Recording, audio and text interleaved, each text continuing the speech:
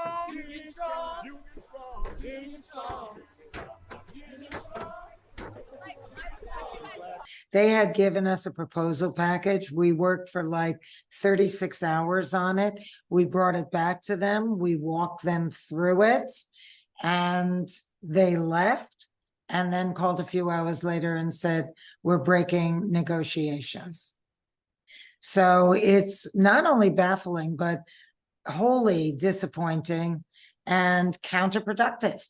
I've never really met people that actually don't understand what negotiations mean. You know, I mean, why are you walking away from the table? To what end do you hope that that will accomplish anything? And actually, my members are more pumped up than ever. They feel so insulted by this, so degraded by this, and dishonored by this, that it's like, Fran, do not cave.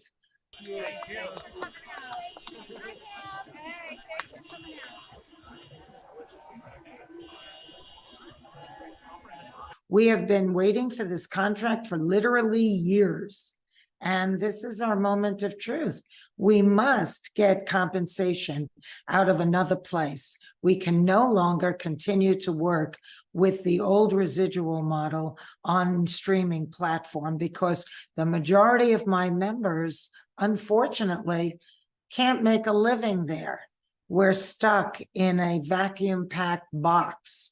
And there's just no way to do it. They have to see that this new model requires a new form of payment stream.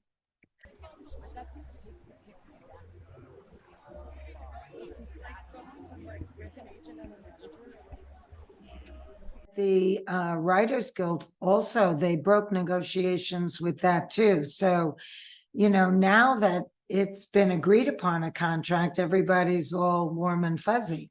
But at the time, I think it was very contentious. They don't like to give away ice in winter. So I've never really dealt with this kind of affront of indignation and a need to get their own way. I think that they're very used to getting their own way. I think that the idea that we want to go into a pocket to compensate for the lack of income that we cannot get for our working members in a streaming model is just so repugnant to them.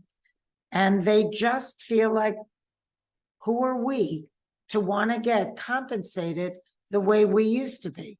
Who are we to think that we deserve to make an honest wage that meets inflation? Who are we to challenge them in any way? We should be so lucky to get whatever they want because they're the bosses.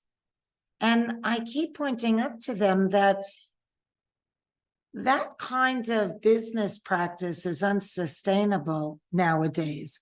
It was maybe something that people bought into in the 20th century, but that dog eat dog, the bottom line is the bottom line, it just doesn't pan out. And we can't think that way anymore.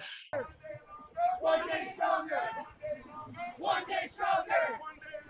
One day stronger. One day longer. One day stronger. One day longer. We wanted to avert a strike. We extended an unprecedented extension, and we called them in the 11th hour. We went over the negotiator's head, and they said, you know, no. So, you know, they don't really want to negotiate. They just want us to like what they want us to like. They don't want us to have a mind. They don't want us to have a thought.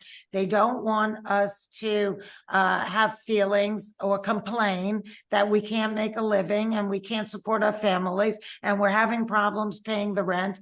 They don't want to hear about it because they keep giving us this huge inflated number of how much they're spending on production and how much they're paying out to our union in salary. But it's all divided up amongst so many thousands of people that it doesn't add up to anything, except for our highest paying earners, which I have zero problem with.